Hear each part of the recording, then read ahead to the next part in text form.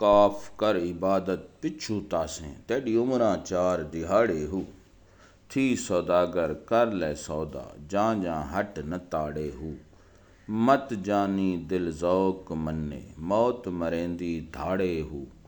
चोरां सादां रल पूर भरिया बाहू, रब सलामत चाड़े हु।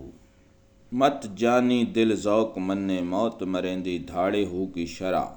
मौत का वक्त हर लम्हा करीब आ रहा है, इसलिए इन फुर्सत के लम्हात को गनीमत जान कर अपने दिल में अल्लाह अज़्ज़ व जल का ज़ौक़ व शौक़ पैदा करना है, क्योंकि नफ्स तो इस चीज़ से दूर भागता है, वो खुद बखुद इश्क व मोहब्बत की कश्ती पे सवार नहीं होगा।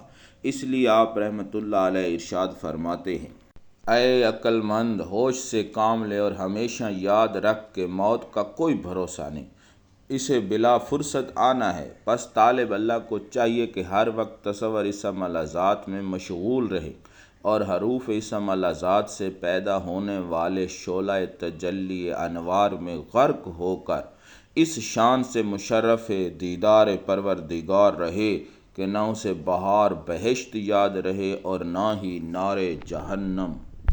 एक और मकाम पर आप रहमतुल्लाह अलैह इरशाद फरमाते हैं, दम की निगहबानी कर के दम एक पूरा जहान है।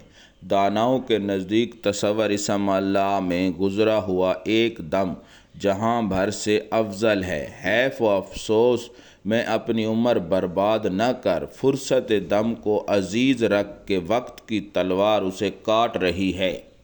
चोरां सादां रल पूर भरिया बाहू, रब सलामत चाड़े हु की शरह में आप फरमाते हैं, एक मफहूम तो ये है कि दुनिया में मुख्तलिफ़ किस्म के लोग हैं, अल्लाह पाक करम फरमाए ईमान की सलामती के साथ यहाँ से गुज़र जाए।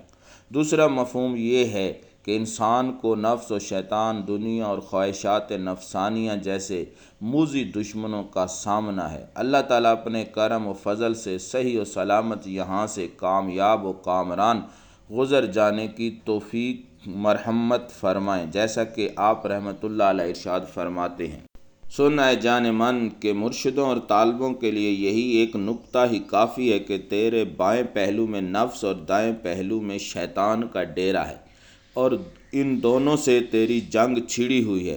बस जिस शख्स के दोनों पहलुओं में मिसले ज़ख़म तीर या मिसले दर्द खार ऐसे दुश्मन हर वक्त मौजूद रहते हों और उन्होंने उसके अंदर तबाही मचा रखी हो, उसे भला ख्वाब व खुश वक्ती से क्या वास्ता।